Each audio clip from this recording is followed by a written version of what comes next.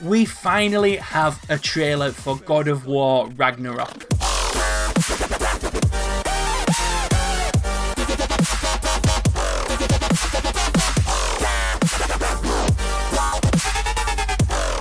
As promised, we're going to take a look through the trailer, break it down, talk about everything we saw, everything it tells us about the game, and a few things that you may have missed.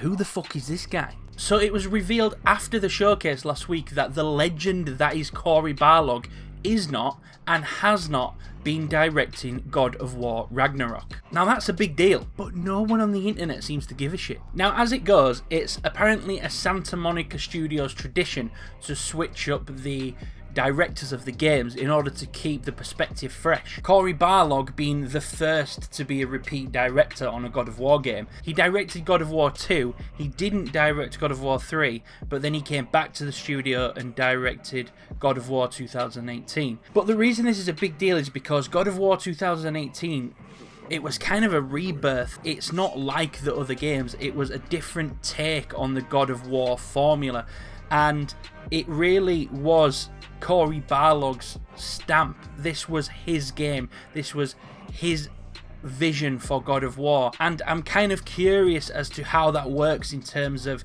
a new director putting their vision on the sequel. Cory is still an executive producer at Santa Monica Studios, so he is involved in God of War Ragnarok, but to what degree we're not sure. After all, it was hinted in that developer interview with Cory and the new director that Cory was potentially working on something else. Anyway, the guy stepping up to fill Cory's boots is Eric Williams. Now, if you're a total God of War nerd like me, you may recognise him from the Raising Kratos documentary. He was a lead design consultant, whatever the fuck that is, for God of War 2018. And in some way or another, Eric Williams has worked on every single God of War title to date. So that being said, it seems like the game is in good hands. After all, Eric Williams is not only a veteran of Santa Monica Studios, so will understand the way that Santa Monica like to create the games and the process that they go through, but also he's a veteran of God of War. He's worked on every single God of War game. That's more God of War games than Cory Barlog. Plus, Cory obviously trusts the guy, and if there's one person whose judgment I trust implicitly at Santa Monica Studios, it's Cory Barlog's. So if Cory trusts him, then I trust him. So Eric, you have passed the ocular pat down, but if you fuck this up, son, I swear to God. Nah, I'm just playing. Alright, onwards to the trailer. So, fair warning, there's going to be some spoilers from God of War 2018, so if you haven't played this game and you're precious about the story, then I would urge you to stop watching this video now and immediately go play God of War 2018, because if you haven't played it, then you are a fool. You are foolish. So the trailer opens with God of War. What's wrong with me? He looks pretty much the same as he did in the 2018 game, although I'm tempted to say he looks a touch more ashen. Cory Barlog said in an interview prior to the release of God of War 2018 that Kratos' ashen skin had faded somewhat. It would be interesting to know what the catalyst for that is, and if he does look more ashen now, is that because he's feeling more sorrow or has gone through something bad in between games or something. For those of you who don't know, Kratos' skin is ash white after he accidentally murdered his wife and child after obeying orders from Ares in the first God of War to massacre everyone in a temple, and his curse was essentially to wear the ashes of his dead wife and child on his skin forever. Anyway, all that being said, it might just be the lighting, it might just be the art style. It's just that that's something that I immediately picked up on. Almost instantly then we get our first bit of cool mythology. Approaching behind Kratos, we see a silhouette which turns out to be a now teenage Atreus carrying a deer. And already there's a number of cool bits of symbolism to pick up on here. The first being the silhouette itself. At the end of God of War, we learn that Atreus' true identity is that of the frost giant Loki, half Greek god, half Norse frost giant. Now in Norse mythology, Loki is depicted as having antlers, and this silhouette is a spine-tinglingly awesome nod to that. So cool. So cool. The second bit of symbolism here is the stark contrast between the start start of this trailer and the start of the last game, where Atreus was just a boy and unable to hunt alone. It sets the tone for what we can expect to see from an older, braver and stronger Atreus in God of War Ragnarok. Finally, we can see that Atreus is wearing yellow, which is the colour of Laufey. Did I say that right? Or Faye, his deceased mother.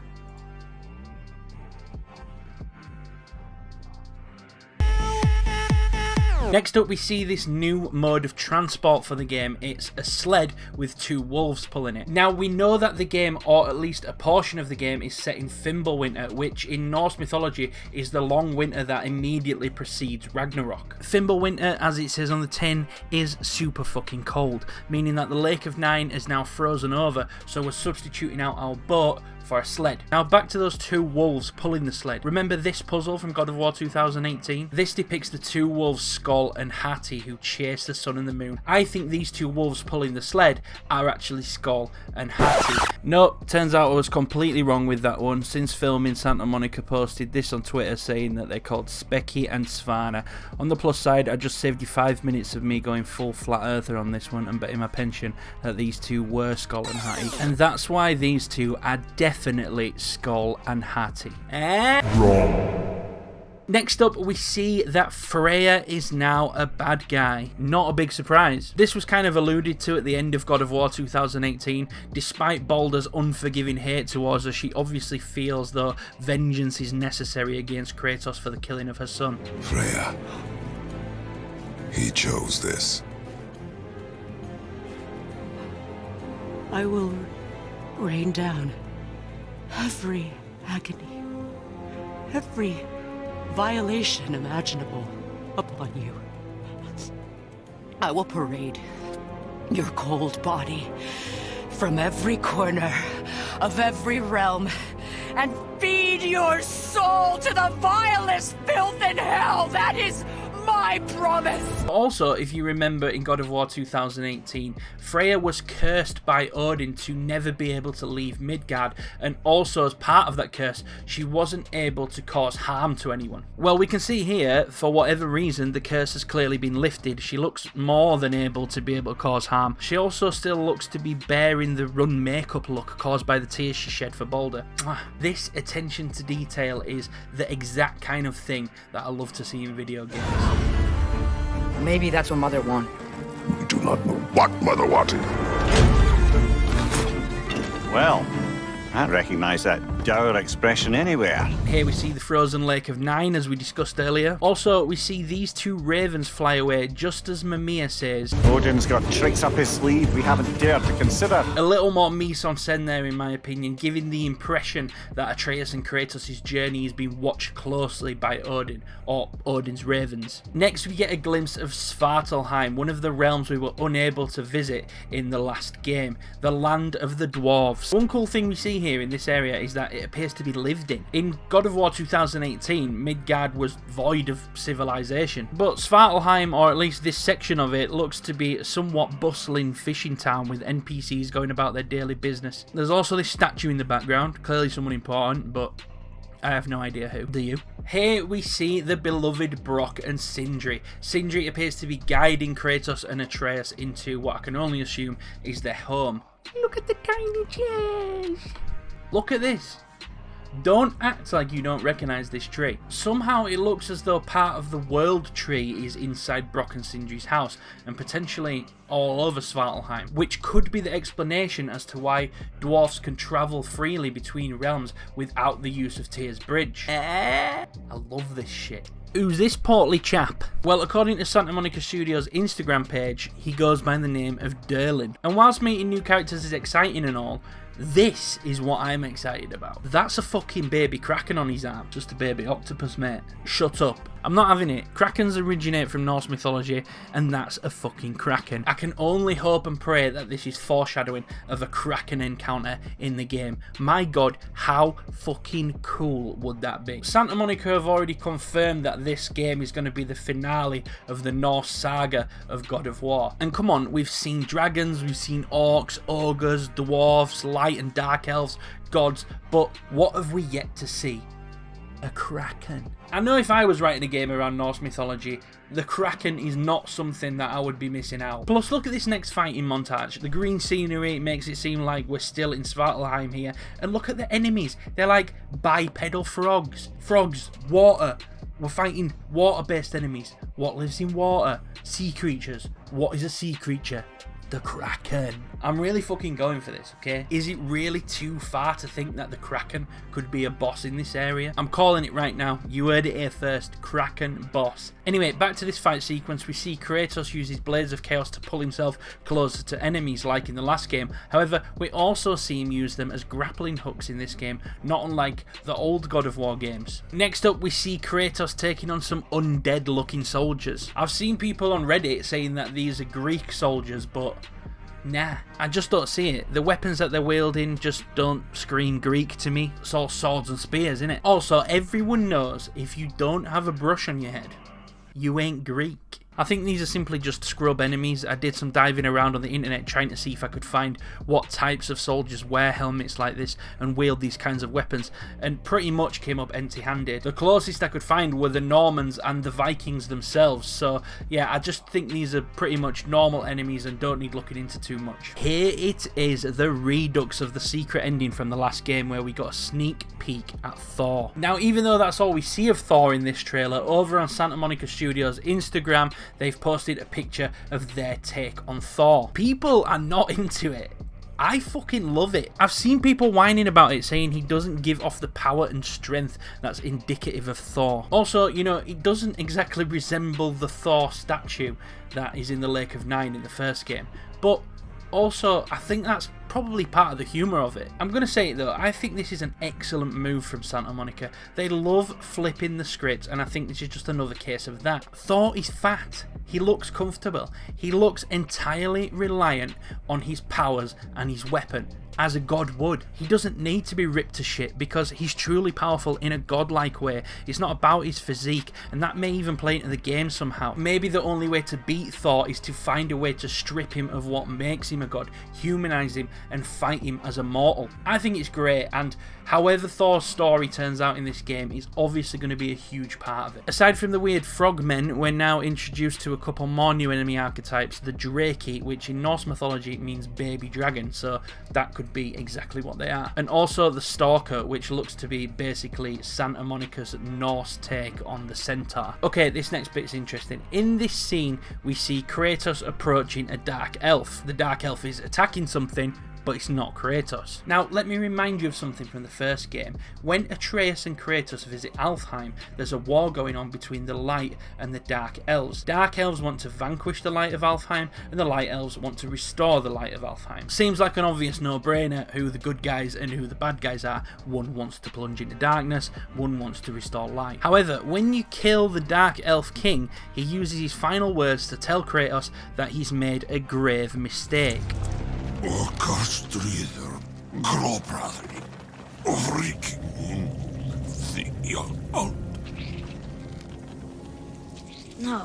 that can't be. What did it say? That we made a grave mistake. I remember playing that and thinking, that seems like an obvious plot point. That's something that will be revisited later in the game, but it just never was. Well, who's this aggressive dickhead? Looks like a light elf to me. Could be a crackhead. Maybe it was a mistake after all. At first I thought maybe the dark elves are now fighting for you and you're fighting the light elves, but then I remembered that you killed their king. So the chances are that you're fighting both the dark elves and the light elves. Looks like we can use or collect different shields in this game, which is interesting. Here we see the Guardian shield, a rectangular shield and an oval shield, all in the space of a few seconds. As many predicted after the last game, Tyr, the Norse god of war, is in fact alive. Now, I have my reservations about this. Not that he's alive, because you can see he's alive. It just seems like kind of a big plot line to give away in a trailer. Like, if we were going to find and rescue Tyr, who before this trailer we were led to believe was dead, you would think that would be a sizable chunk of the game that plays out, and finding him alive at the end of that sizable chunk would be the big in-game reveal. So the fact that we've been given that information in a trailer makes me think that there's a lot more to this plot than meets the eye. Get it? Because his eyes He's got jewels for eyes. So yeah, I don't know how or what it could be, but I'm certain that this part of the story is more than just find and rescue Tyr and bring him along on your adventure. My guess is that Tyr's missing his eyes when you first find him. I mean, you can't see them in this shot. That could be because he's looking down though. But notice that this scene after where Kratos asks, Are you coming with us? they make it seem like it happens immediately after finding Tyr, but actually this takes place in a different room. So these two are two different scenes stitched together from different points in the game to make it look like they're one after the other. And in the second scene, Tyr's got his eyes back.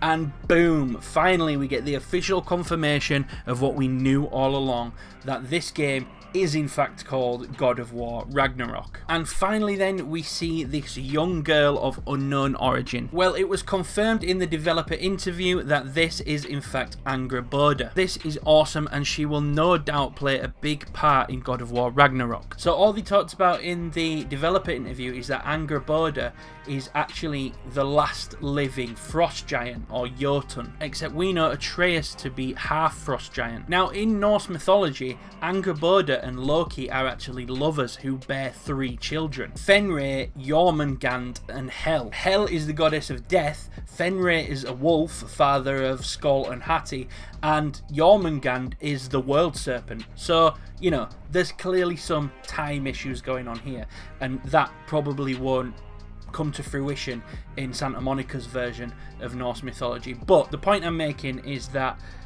in Norse mythology, Loki and Angreboda are lovers. Anyway, whatever the case may be, Angreboda is a frost giant in her teens, around the same age of Atreus, who is clearly immensely curious to learn about his heritage and what it actually means to be a Jotun. One of the themes that makes God of War such a rich and beautiful story is how it manages to both pamper to our imaginations with stories of unimaginable strength fighting mythical beasts and gods, while simultaneously appealing to our very real human side by delving into emotions we all feel and are all connected to. The growth of a father-son relationship, love, loyalty and betrayal. But there are things that Kratos cannot teach Atreus on his passage from boyhood to manhood. Things that I think Angreboda will, not just about his heritage as a Jotun, but about actually loving someone outside of his father and his family. That's why I think she'll play such a vital role in God of War Ragnarok. So that's about it. Needless to say, I am very, very excited for this game. Definitely 100% tops my list of games I'm most hyped for. If you enjoyed this video, please leave a like on it. If you're new here, please consider subscribing,